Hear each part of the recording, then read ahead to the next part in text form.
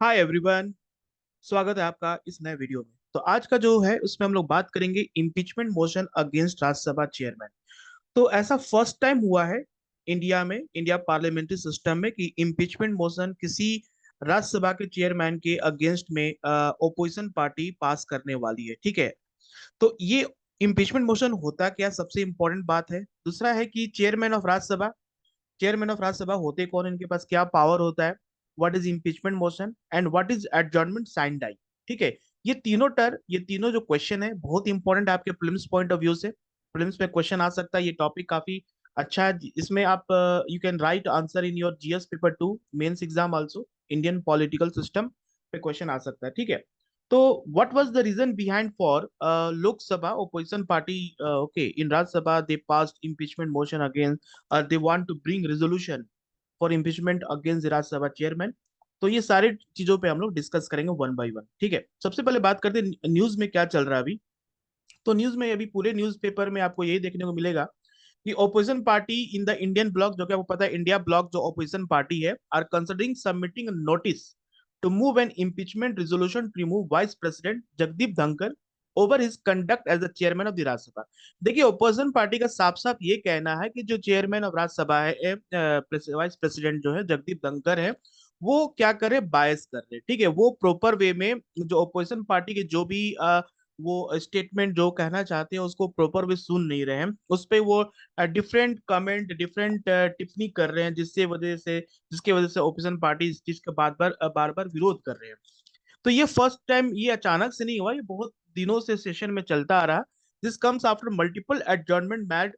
Okay, the upper house proceeding due to opposition protest and verbal duel between Indian bloc member and Rajya Sabha chairman Jagdeep Dhankar during the budget session of the parliament that ended on Friday। तो ये continuous जो Rajya Sabha chairman है और जो opposition party के जो members हैं, उन दोनों के बीच में मतलब कंटिन्यूअस इस तरह का वर्बल जो ड्यूअल है, जो कि कर सकते हैं कन्वर्सेशन है, जिससे कि एक दूसरे को ओपोनेंट है, मतलब कि they are not agree with each other, वो बार बार देखने को मिल रहा था। Both houses of parliament, Lok Sabha and Rajya Sabha, were adjournment signed on Friday, a day before scheduled end of the session. तो सेशन का एंड होने से पहले ही, एक दिन पहले, ये एडजॉर्नमेंट साइंड हो गया दोनों house. Now the budget session, which started in July 22, was scheduled to end on August 12. So there has been growing acrimony between Dhankar and opposition MP during this session. Proceeding, Dhankar even walked out the house. देखिए, अब ये जो tension चल रहा है opposition party और chairman Dhankhar के बीच में, धनखड़ साहब खुद ही जो चेयरमैन है, उन्होंने एक बार खुद अपना राज्यसभा छोड़कर चले गए जब ये डिबेट चल रहा था about the, okay, disqualification of Vinesh Phogat, और पेरिस ओलंपिक 2024 में जब उनका डिस्क्वालिफिकेशन हो गया 100 ग्राम के लिए, कि उनको फिर से फाइनल में लिया नहीं गया, तो उस पे ऑपोजिशन पार्टी बार बार क्वेश्चन कर रहे थे, दे आर प्रोटेस्टिंग। तो उस केस में धनखड़ साहब जो थे वो राज्यसभा छोड़कर चले गए।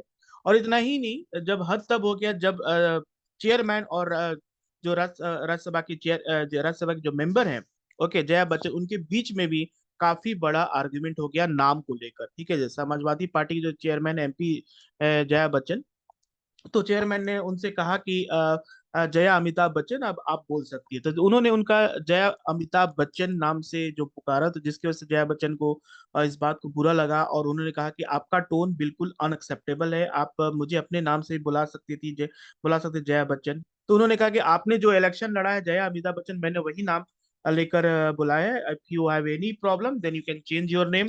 ठीक है। तो इस बीच में काफी ज्यादा होने के बाद हॉट आर्ग्यूमेंट हो गए, ओके, धनखड़ साहब और जया बच्चन के बीच में। तो जया बच्चन को सपोर्ट करते हुए सोनिया गांधी भी वॉकआउट कर दी। ठीक है, राज्यसभा से। उसके बाद इन्होंने डिक्लेयर कर दिया कि जया बच्चन को कहा कि you must, you earn lot of, okay, means name fame, but you should accept decorum of the house. Okay. तो ये सारी चीजें इन दोनों के बीच में काफी हुआ। ये सबसे बड़ा कह सकते हैं ना कि चिंगारी का काम किया।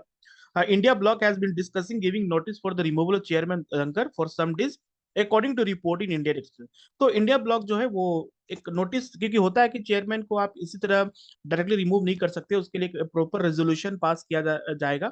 और जो हमारा कॉन्स्टिट्यूशन में जो आर्टिकल 67 बताता है, okay, removing of chairman of Rajya Sabha, उसके लिए प्रोसीजर है, उस प्रोसीजर को फॉलो करना पड़ेगा, जिसमें about 80 of the 87 opposition MP, तो टोटल 87, ओके 245 मेंबर है राज्यसभा के, उसमें 87 में से 87 ओपोजिशन है, ठीक है, एंड 110 आपका रूलिंग पार्टी एनडीए का है, ठीक है, एनडीए की मेंबर्स हैं। तो 87 के अपोजिशन मेंबर में से टोटल 80 जो उन्होंने साइन कर दिया पेपर में कि yes we are all are means agree to remove chairman of Rajya Sabha, but there is no clarity on the timing of moving the motion since the house is not in session.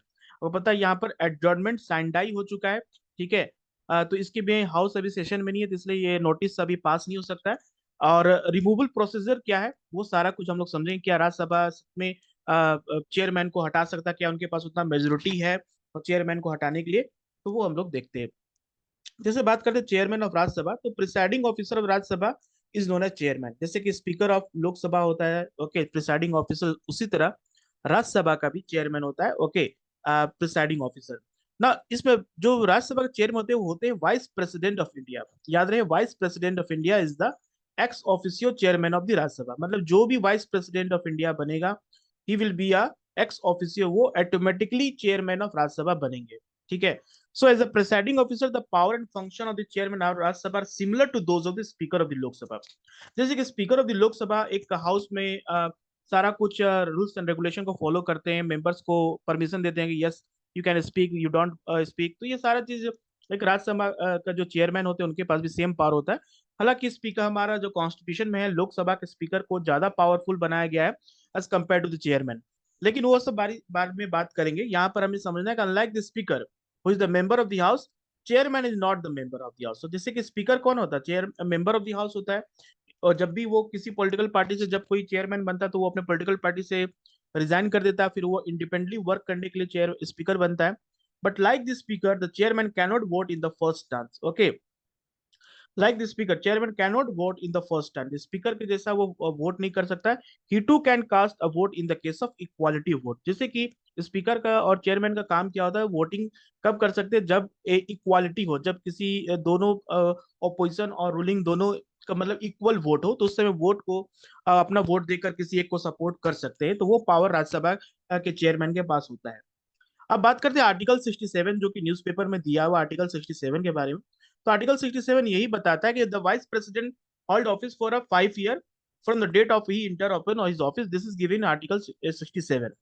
Article 67 का clause A बताता है a vice president may by writing under his hand address to the president resign his office, मतलब कि vice president को अगर जब chairman as a chairman और vice president को जब रिजाइन करना होगा तो वो अपना रेजिग्नेशन किसको देगा, प्रेसिडेंट को देगा। ये इंपॉर्टेंट है, ये समझना है। एज अ चेयरमैन अगर वाइस प्रेसिडेंट की जगह चेयरपर्सन आ जाए कि if chairperson want to give resignation, तो वो किसको अपना रेजिग्नेशन देगा, बिकॉज जो चेयर वाइस प्रेसिडेंट ही ex official chairman of Rajya Sabha होते हैं, तो obviously he will give resignation to the president, okay. अब यहाँ पर न्यूज़पेपर में आज का जो क्लाउज बी है 67 क्लाउज बी को बार बार डिस्कस किया जा रहा है। तो 67 आर्टिकल 67 क्लाउज बी क्या कहता है, Vice President may be removed from his office by resolution of the Council of State passed by majority of all the then member of the House and agreed to be by the House of the People. Okay मतलब कि article 67 clause B ये कहता है कि resolution जो है वो पास किया जाएगा council of state by majority of all the then member, all member का मेजोरिटी, मतलब 110 अप टू 45 में से 110 तो आपका एनडीए की गवर्नमेंट, एनडीए की ये पार्टी की है, और बाकी 87 जो है ऑपोजिशन पार्टी है, तो चांसेस कम है कि ये सपोर्ट करेंगे इनको। पहला चीज तो ये है कि रिजोल्यूशन जो भी पास होगा वो पूरी तरह से राज्यसभा में पास ही नहीं हो पाएगा, क्योंकि उनको सपोर्ट ही नहीं मिलेगा एनडीए की तरफ से। तो कहीं ना कहीं resolution they trying to okay give pass resolution, उनका सबसे बड़ा ऑब्जेक्टिव आज के समय ऑपोजिशन पार्टी का ये है कि वो ये बताना चाहते हैं कि जो चेयरमैन है वो एक तरफा कर रहे हैं, ठीक है, वो ऑपोजिशन को उस तरह से अहमियत नहीं दे रहे हैं और ऑपोजिशन के मेंबर को अहमियत नहीं दे रहे हैं जैसा देना चाहिए। जैसे कि बहुत सारे से बात आई है सामने, जैसे कि जब भी सोनिया गांधी, राहुल गांधी जब भी बात करते हैं, या जो भी ऑपोजिशन पार्टी के जो चेयरमैन है, वो सॉरी लीडर है, वो जब बोलते हैं तो उनके माइक को ऑफ कर दिया जाता है या कैमरा वहां से हटा दिया जाता है। तो ऐसे बहुत सी चीजें आ रही है सामने जिससे पता चल रहा है कि एक पार्शियलिटी, एक बायसनेस देखने को मिल रहा as compare to opposition party का। तो वो बताना चाहते हैं chairman should work independently, okay, किसी अदर पार्टी को सपोर्ट ना करे, ओके। तो इसमें ये आर्टिकल 67 क्लाउज भी ये कहता है कि majority of all the then member of the council and agreed to by the house of the people. और house of the people means Lok Sabha. Lok Sabha में सिंपल मेजोरिटी, लेकिन जो राज्यसभा में होगा majority of all the member of the house. तो यहाँ पर opposition plus okay ruling party दोनों को साथ होना चाहिए, होना पड़ेगा, तभी जाके रेजोल्यूशन पास होगा। But no resolution for the purpose this clause shall be moved unless at least 14 days notice has been given to the intention to move the resolution। सबसे इंपॉर्टेंट बात है कि 14 डेज का नोटिस देना पड़ेगा। Okay 14 days का notice देने, 14 days पहले वो नोटिस देंगे, उसके बाद ही ऐसा रेजोल्यूशन मूव करेगा। तो प्रोसीजर लंबा है, मे बी इस बीच में कोई ऐसी बात हो जिससे कि ओपोजिशन पार्टी मान जाए और वो अपने रिजोल्यूशन को वापस कर ले, तो वो समय की बात है, आगे चल के देखना पड़ेगा क्या होता है।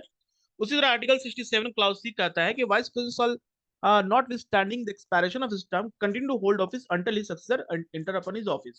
जैसे कि बताया कि 5 ईयर का टेन्योर होता है, अगर 5 ईयर के टेन्योर कंप्लीट होने के बाद भी अगर 2-3 महीने से कोई वाइस प्रेसिडेंट नहीं बनता तो वो अपने ऑफिस को वो कंटिन्यू कर सकते हैं, as given in our constitution under article 67 में दिया गया है। ठीक है, अब यहाँ पर सबसे इंपॉर्टेंट बात है कि रिजोल्यूशन जो होता है इम्पीचमेंट के लिए, हमारा कॉन्स्टिट्यूशन में ऐसा कोई भी नहीं, मतलब ग्राउंड नहीं दिया है कि जिससे कि आप वाइस प्रेसिडेंट को रिमूव कर सके। जैसे कि notably no ground has been mentioned in the constitution for his removal. Okay, ऐसा कुछ नहीं लिखा कि आप मिसबिहेवियर या पार्शियलिटी कर रहे हैं, ऐसा कुछ कॉन्स्टिट्यूशन में लिखा हुआ नहीं है।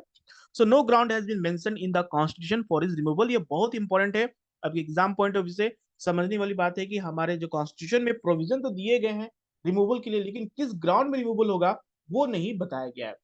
चलिए बात करते हैं दूसरा सेकेंड इंपॉर्टेंट जो कॉन्सेप्ट है आपका पॉलिटी से जो न्यूज़पेपर में आया है, वो है एडजॉर्नमेंट साइंडाई। देखिए एडजॉर्नमेंट साइंडाई और एक होता है एडजॉर्नमेंट, ठीक है।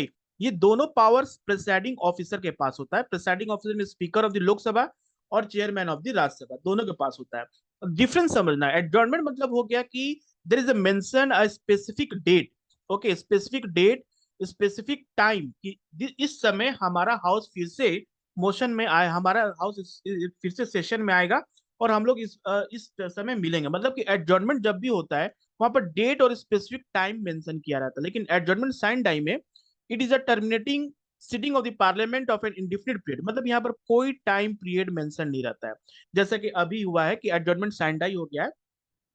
When the house is adjournment without naming a day for reassembly, it is called adjournment signed day। ये बहुत इंपॉर्टेंट कॉन्सेप्ट है, यूपीएससी के प्रीलिम्स में पूछ चुका है question about adjournment signed day के बारे में। Now the power of adjournment as well as adjournment signed lie with the presiding officer of the house। याद रही है, प्रेसिडेंट के पास नहीं होता है, this is the what presiding officer of the house. He can also call sitting of the house before the date or time to which it has been adjourned at any time after the house has been adjournment signed day। Okay he can sitting call the sitting of the house before that. इनके पास power होता है, वो कभी भी house को sitting को बुला सकते हैं, ठीक है। तो एडजॉर्नमेंट साइन टाइम मतलब हो गया जब टाइम पीरियड मेंशन नहीं किया है, there is no mention about the specific time कि किस समय फिर से हाउस को मतलब वापस एक साथ एडजॉर्न मतलब कह सकते कि दे सिटिंग हाउस होगा, वो प्रॉपर मेंशन नहीं किया रहता, that is called adjournment sine time, ठीक है। अब बात करते हैं कि क्या पहले ये फर्स्ट टाइम या पहले भी कभी रिजोल्यूशन पास हुआ था ऐसा रिमूवल करने के लिए चेयरमैन को? नहीं। So never before has an impeachment और no confidence resolution been moved against Rajya Sabha chairman. हाँ, एक बार 2020 में क्या हुआ था कि 12 opposition party moved no confidence resolution against the Rajya Sabha deputy chairman Harivansh, okay after showdown in the house. लेकिन उस समय जो चेयरमैन थे राज्यसभा के Venkatesh Naidu, that time president भी, वाइस प्रेसिडेंट भी थे, he rejected the notice saying it needed 14-day notice and that decision was not in the proper format। तो उन्होंने ये बोलकर इस नोटिस को रिजेक्ट कर दिया था कि 14 डेज का नोटिस पीरियड आपको देना पड़ेगा as per article 67 clause B of the Indian constitution. तो इसको फॉर्मेट में नहीं दिया गया था, that's why it was rejected.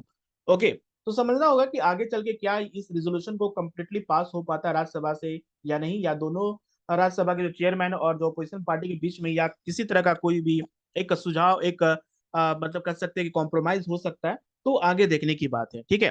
तो ये न्यूज रहा आपका आज का इंपॉर्टेंट पॉलिटिकल और स्टैटिक पोर्शन दोनों से। I hope you understand the entire news. Okay, if you like then subscribe this channel for more update. Thank you.